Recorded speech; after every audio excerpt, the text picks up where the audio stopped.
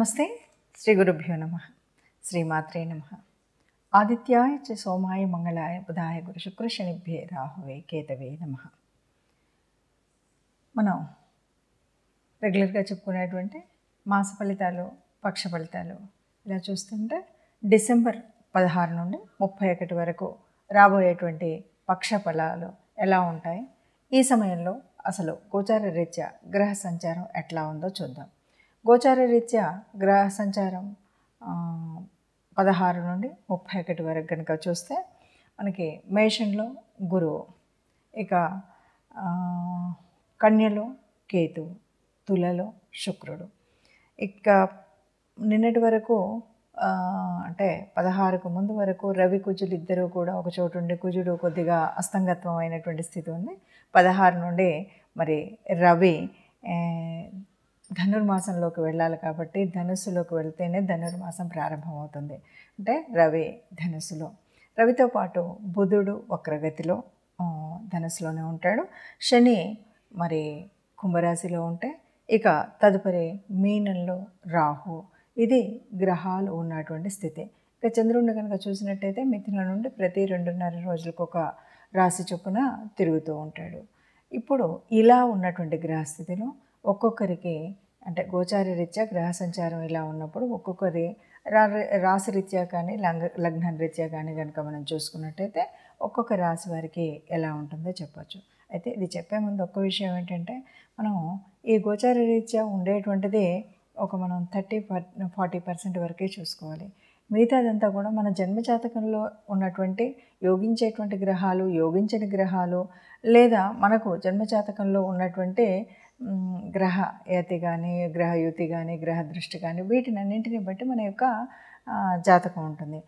అందులో ఇందులో ఎగ్జాక్ట్గా కలిసేటువంటిది అయితే ఉండకపోయినప్పటికీ గోచార రీత్యా కొంత ప్రభావం ఉండేటువంటి స్థితిలో ఏదైనా లోపాలు అవి ఉంటే సరిచేసుకోవడానికి, లేదు గ్రహాలకి పరిహారం చేసుకోవడానికి ఏదైనా దానం ధర్మం చేసి ఈ ఉన్నటువంటి ఈ 15 రోజుల్లో కూడా మనం ఆనందంగా ఉండడానికి మనకి ముందుగా ఒక మార్గదర్శనంగా ఉండడం కోసమే ఈ గోచార ఫలితాలు. తదుపరి రాశి సింహరాశి. సింహరాశిలో కనుక చూసినట్టయితే మనకు ద్వితీయంలో కేతువు కనిపిస్తున్నాడు. ద్వితీయ స్థానం అంటే ఇది వాక్స్థానం, ఇది ధనస్థానం. వాక్స్థానంలో కేతువు ఉన్నప్పుడు ఒకటేమో గృహంలో ఉన్నప్పుడు మనం పూజలు పునస్కారాలు లేకపోతే ఏదైనా దేవత ఆరాధన ఇలాంటివన్నీ చేసేటువంటి అవకాశం అయితే ఉంటుంది. కానీ కేతువు పాపగ్రహం కనుక ఈ పాపగ్రహం మూలంగా మనం మాట్లాడేటప్పుడు, ఇది వాక్స్థానం కాబట్టి మాట్లాడేటప్పుడు తగు జాగ్రత్తగా మాట్లాడలేనట్టయితే తప్పనిసరిగా అదే విరోధాన్ని కలిగించేటువంటి పరిస్థితి అయితే ఉంటుంది. ఇతరులతో మాట్లాడేటప్పుడు గబుక్కున కొంత పరుషంగా మాట్లాడడం, ఇంకేదైనా చేయడం వల్ల కేవలం మాట ద్వారా ఇతరులతో శత్రుత్వం పెంచుకునేటువంటి అవకాశం ఉంది. కాబట్టి సింహరాశి వారు ద్వితీయంలో కేతు ఉండడం వల్ల ఈ పక్షమంతా కూడా కొద్దిగా జాగ్రత్తగా ఉన్నట్టయితే, మాట్లాడేటప్పుడు జాగ్రత్తగా పెద్దవాళ్ళని ఎట్లా మాట్లాడాలి, తల్లిదండ్రులతో ఎట్లా మాట్లాడాలి, పిల్లలతో, భార్యతో, ఇవన్నీ కూడా చూసుకున్నట్టయితే ఏ ఇబ్బంది లేకుండా ఉంటాయి. ఇక తృతీయం శుక్రుడు. తృతీయం అంటే ఇది కూడా కమ్యూనికేషన్ సంబంధించినటువంటిది, చిన్న తమ్ముళ్ళు వీళ్ళకి సంబంధించినటువంటిది. కానీ ఇక్కడ శుభగ్రహం ఉండడం వల్ల సాఫీగా సరిగ్గా ఉంటుంది అని చెప్పొచ్చు. అంటే మన తమ్ముళ్ళతో వాళ్ళతో కానీ, లేదు సొసైటీతో కానీ, మనం మిగతా వాళ్ళతో మంచి కమ్యూనికేషన్ ఉంటుంది అని చెప్పొచ్చు. ఇక చతుర్థంలో రవి, బుధుడు వక్రించి ఉన్నాడు. చతుర్థంలో రవి ఉన్నప్పుడు అంటే 4వ ఇంట, ఇది మనకి చెప్పాలి అంటే గృహస్థానం, తల్లి స్థానం అంటే మాతృస్థానం అంటూ ఉంటారు. ఇక్కడ రవి ఉన్నాడు. బుధుడైతే బుద్ధి వికాసం చేసేటువంటి పరిస్థితి లేకుండా ఇక్కడ వక్రించి ఉన్నాడు కాబట్టి బుధుడు కొంతగా స్తబ్దంగా ఉన్నట్టే లెక్క. ఇక రవి ఆ తేజస్సు అదంతా ఉంటుంది కాబట్టి తల్లి ఆరోగ్యం బాగుంటుంది. తల్లితో పాటు కుటుంబంలో ఉన్నటువంటి వారందరూ కూడా ఒక సమన్వయంతో ఉంటారు అని చెప్పచ్చు. ఇంకా 6లో శని ఉన్నాడు. 6 అంటేనే మనకు శత్రుస్థానం, రుణస్థానం, రోగస్థానం. మరి ఇక్కడ శని ఉండడం వల్ల కొద్దిగా అంటే మనకున్నటువంటి ఏదో ఇబ్బందుల వల్ల కొంత శత్రుత్వం మన మీద పెంచుకోవడం కానీ, కొంత అనారోగ్యం, ముఖ్యంగా అనారోగ్యం వచ్చేటువంటి అవకాశం అయితే ఉంటుంది. కొంచెం అనారోగ్యంగా ఉన్నా తగు జాగ్రత్త తీసుకున్నట్టయితే బాగుంటుందని చెప్పచ్చు. ఇక 7లో రాహు.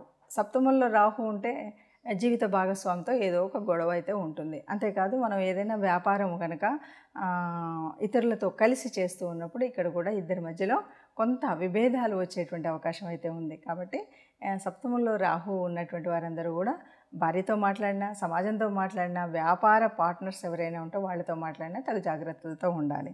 ఇక అష్టమంలో గురువు ఉన్నాడు కాబట్టి అన్నింట ఏ రకమైనటువంటి చెడు జరగకుండా కాపాడేటువంటి పరిస్థితి అయితే ఉంటుంది, ఆరోగ్యరీత్యా కానీ ఆయుష్రీత్యా కానీ. చూశారు కదండి. మరి ఇలా ఉన్నప్పుడు అంటే మీ రాశిలో గ్రహస్థితి ఇలా ఉండి మీ రాశికి ఈ 15 రోజులు, ఈ పక్షం రోజులు గోచార రీత్యా గ్రహ సంచారం వల్ల ఉండేటువంటి ఇబ్బందులు ఒక్కొక్క చోట ఒక్కొక్కలాగా ఈ 12 రాసుల్లో మరి ఉన్నటువంటి గ్రహాల మూలంగా మనపై పడేటువంటి ప్రభావాన్ని తగ్గించుకోవాలి అంటే మనం కొంత పరిహారాలు అయితే చెప్పిన విధంగా చేసుకోవాలి. అలాగే పరిహారాలతో పాటు అందరం కూడా అంటే ఇది పూర్తిగా ఇలాగే ఉంటుందా అనేటువంటి ఒక బెంగ మాత్రం ఎవరు పడకూడదు. ఎందుకంటే ఇది ముందు నుండి మనం చెప్తున్నటువంటి ప్రకారంగా గోచార రీత్యా ఈ రకంగా కోటాను కోట్ల మందిలో ఇది మనకు కనిపిస్తుండేటువంటిది.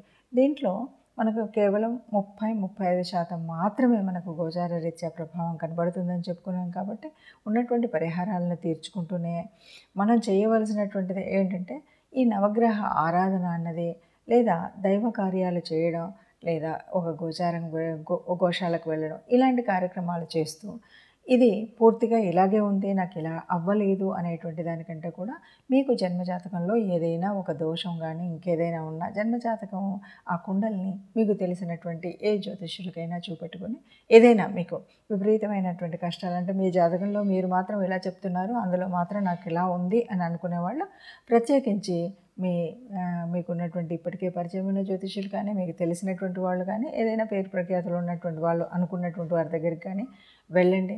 దానికి ఉండేటువంటి చిన్న చితక పరిహారాలు ఉంటాయి, పరిహారాలు తీర్చుకోవడం. లేదు మీకు మీరుగా మరి ఆ దేవుణ్ణి ప్రార్థిస్తూ నవగ్రహ ఆరాధన చేయడం కానీ చేసినట్టయితే మనకున్నటువంటి దోషాలు అనేటువంటివి తొలగిపోయేటువంటి అవకాశం ఉంటుంది. అంతేకాదు నేటి కాలంలో మీకు ఒక్కొక్క గ్రహానికి సంబంధించినటువంటి పరిహారాలు అనేకంగా ఇలాగే యూట్యూబ్లో చెప్తూ వస్తున్నారు. సరైనటువంటి జ్యోతిష్యం తెలిసిన పండితులు చాలామంది వీటిని చెప్తూ ఉన్నారు. అందులో ఏ గ్రహం వల్ల మీకు నష్టం ఉంది, కష్టం ఉంది, ఏ గ్రహం యోగించడం పోవడం వల్ల మీకు జరిగేటువంటి ఫలితాలు ఏమున్నాయని తెలుసుకుంటే కనుక దాని ద్వారా మనం ఏ రకమైనటువంటి పరిహారం తీసుకోవాలనేటువంటి విషయం సుస్పష్టం అవుతుంది. కాబట్టి అలాగైనా మీ గ్రహ దోషాలకు ఉన్నటువంటి ఈ స్థితి నుండి మెరుగయ్యేటువంటి అవకాశం ఉంటుంది. కాబట్టి ఈ పూర్తిగా గోచారం మీద ఆధారపడకుండా జన్మజాతకం మీద ఉన్నటువంటి ఆ సంచారాన్ని కూడా, జన్మజాతకంలో ఉన్నటువంటి గ్రహస్థితిని కూడా తీసుకున్నట్టయితే మీకు మంచి ఉపయోగం ఉంటుంది అని చెప్పొచ్చు. సర్వే జనా సుఖినో భవంతు.